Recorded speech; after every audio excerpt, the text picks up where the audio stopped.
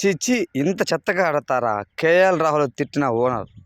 Friends, నేను Lucknow Super Giants versus Sunrisers Hyderabad match జరిగింది కదా. సో అందులో అయితే లక్నో సూపర్ జైంట్స్ చిత్తుగా ఓడిపోయింది సన్ రైజర్స్ హైదరాబాద్ తరఫున.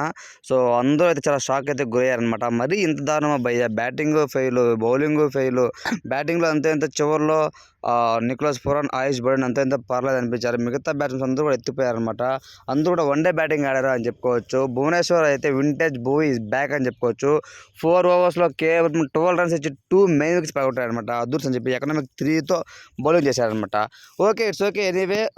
కొంతవరకు అయితే దాని తర్వాత ఎండింగ్లో మన నికోలస్ పూరన్, ఆయుష్ బర్డెన్ ఆధ్వర్యంలో కొంతవరకు అయితే 165 అయితే కొట్టింది.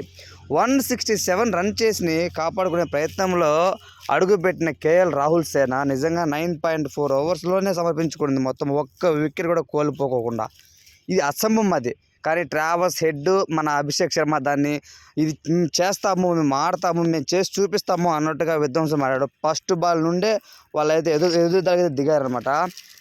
ముఖ్యంగా ట్రావెల్స్ హెడ్ అయితే కేవలం 16 బంతులని హాఫ్ సెంచరీ చేశారనమాట.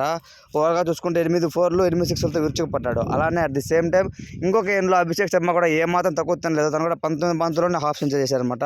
8 4లు కేవలం 6 6లు అయితే మొత్తం అయితే మ్యాచ్ అయితే ముగించారనమాట. కేవలం 90% ఆఫ్ ద స్కోరు బౌండరీస్ వచ్చాయన్నమాట. అద్భుతం అనిపించింది. మ్యాచ్ ఓడిపోయిన అనంతరం బయట అయితే వాళ్ళ ఓనర్స్ ఎవరైతే ఉన్నారో చాలా అయితే ఆగ్రహంగా తనైతే తిడుతూ ఉన్నట్టయితే మనం అయితే చూసామన్నమాట. పాపం కేఎల్ రాహుల్ మాట్లాడి తన ఆన్సర్ ఇచ్చే లోపే వాళ్ళు చివర్లు అయితే మొదలుపెట్టారు. ఆ దెబ్బతో ఒక్కసారిగా కేఎల్ రాహుల్ ముఖం చాలా చిన్నదైపోయింది అనమాట. స్టేడియంలో చూసిన ప్రతి ఒక్క అభిమాని కూడా అరే బాబు, ఆట ఆడిన తర్వాత ఓడిపోవడం గెలవడం సహజమే. సో ఈ విధంగా మాట్లాడడం, ఈ విధంగా తిట్టడం కరెక్ట్ కాదు. ఒక పక్క ముంబై ఇండియన్స్ చూడండి, ముంబై ఇండియన్స్ తరపున ఎంతో ట్రోలింగ్ వచ్చింది, ఎంతో భయంకరంగా ఓడిపోయింది. అయినా సరే కేఎల్ రాహుల్ని మన హార్దిక్ పాండ్యా ఒక్క మాట కూడా మాట్లాడలేదు. మీరేంట్రా బాబు ఇంత పోరాటం చేస్తున్నారు అని అంటూ అయితే మండిపడుతున్నారు ఆడియన్స్ అన్నమాట.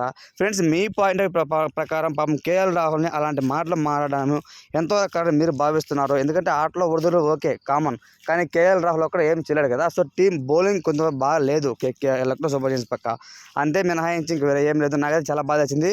ఫ్రెండ్స్, మీ పాయింట్ ఆఫ్ ప్రకారము మీరు ఏమంటారని కామెంట్ తెలియచేయండి. Thanks for watching.